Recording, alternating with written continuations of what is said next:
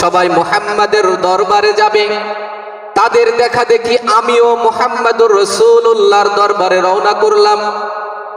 রওনা করলাম।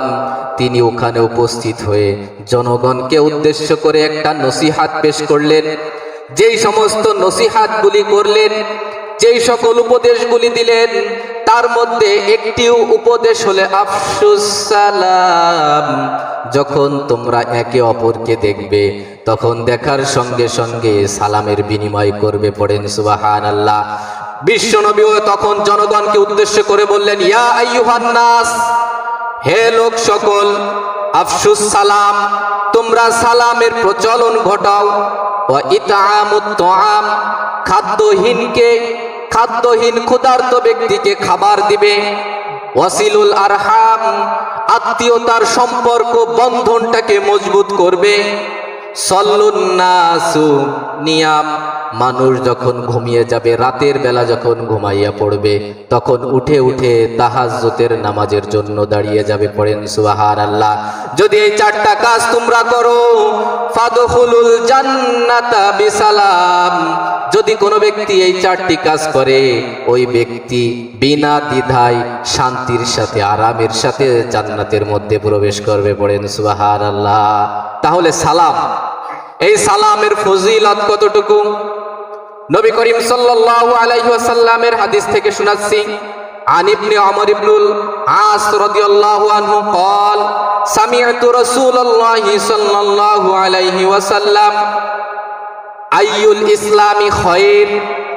এক সাহাবী আব্দুল্লাহ ইবনে আস রাদিয়াল্লাহু তাআলা আনহু থেকে বর্ণিত, এক ব্যক্তি বিশ্ব নবীর দরবারে এসে বলল, ইয়া রাসূলুল্লাহ, ইয়া হাবিবাল্লাহ, আইয়ুল ইসলামি খায়র, ইসলামের মধ্যে সব থেকে কল্যাণকর কোন জিনিস, মঙ্গলময় কোন জিনিস, কোন জিনিসটা সব থেকে উত্তম? নবী করিম সাল্লাল্লাহু আলাইহি ওয়াসাল্লাম বললেন, তুতিমুত তুআম, মানুষকে খানা খাওয়াবে।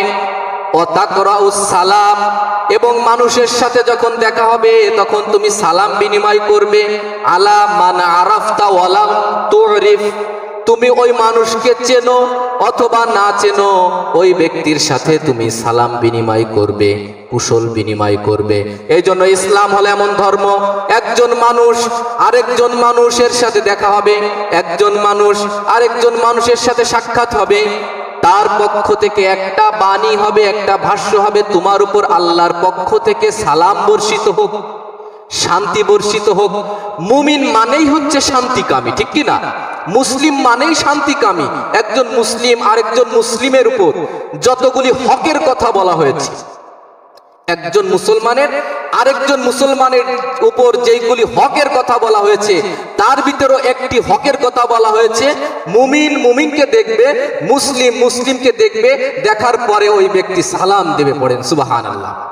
শুধু তাই নয়, এই সালামটা হচ্ছে এমন একটা বাণী, যেই সালাম হচ্ছে একজন মুমিন, একজন মুসলমানের যখন ইন্তেকাল হয়ে যাবে, ইন্তেকাল হবে, মুমিন যখন আল্লাহকে ভয় করবে, আল্লাহর ভয় নিয়ে যদি কোনো মুমিন ইন্তেকাল করে, ইন্তেকাল করার পরে সূরা জুমারের মধ্যে বর্ণনা আসছে, আল্লাহ রাব্বুল আলামিন ডেকে বলেন, ওয়াসিকাল্লাযীনা তাকাউ রাব্বাহুম ইলাল জান্নাতি যুমারা হাত্তা ইযা জাউহা ফুতিহাত আবওয়াবুহা ওয়া ক্বালা লাহুম সালামুন কওলাম মির রাব্বির রহিম। জোরে পড়েন সুবহানাল্লাহ।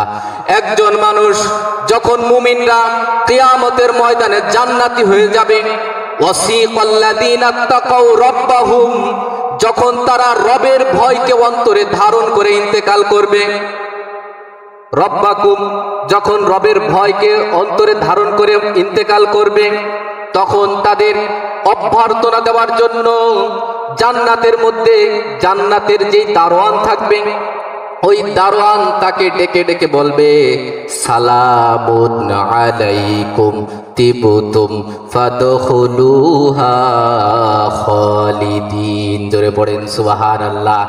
ওই ফেরেশতা ডেকে বলবে, তোমার উপর আল্লাহর পক্ষ থেকে জান্নাত জান্নাতে আসছো তোমার জন্য জান্নাতের দরজাগুলি খোলা এবং তোমার উপর শান্তি রহমত বরকত নাজিল হোক, খালিদিনা ফিহা, সদা সর্বদা এই রহমত এবং বরকত এবং শান্তি তোমার উপর অব্যাহত থাকুক। বলেন সুবহানাল্লাহ।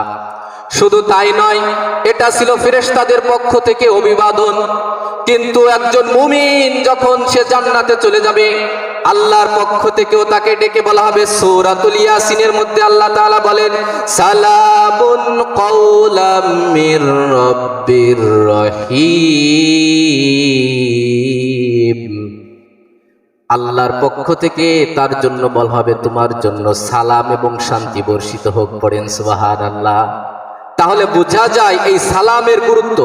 নবী করিম সাল্লাল্লাহু আলাইহি ওয়াসাল্লাম ইরশাদ করেন, হযরত আবু হুরায়রা রাদিয়াল্লাহু তাআলা আনহু থেকে বর্ণিত হাদিস, আবু হুরায়রা রাদিয়াল্লাহু তাআলা আনহু বর্ণনা করেন, নবী করিম সাল্লাল্লাহু আলাইহি ওয়াসাল্লাম ইরশাদ করেছেন, যখন তোমরা কেউ একটি গাছের আড়াল হবে অথবা একটি ফিলারের আড়াল হবে, একটা বিল্ডিং এর আড়াল হবে, আবার পরক্ষণেই তোমাদের সাক্ষাৎ হয়ে যাবে, তখন একে অপরকে পরস্পর সালাম বিনিময় করো। বলেন সুবহানাল্লাহ।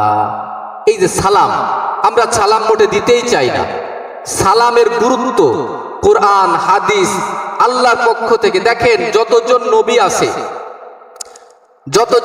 আছে, হযরতে মূসা আলাইহিস সালাম, হযরতে লুকমান আলাইহিস সালাম, হযরতে মূসা আলাইহিস সালাম, হযরতে ঈসা আলাইহিস সালাম, হযরতে শীশ আলাইহিস সালাম, হযরতে দাউদ আলাইহিস সালাম, হযরতে হিজকিল আলাইহিস সালাম, হযরতে যুলকারনাইন আলাইহিস সালাম। আমি কি বুঝাইতে যাচ্ছি?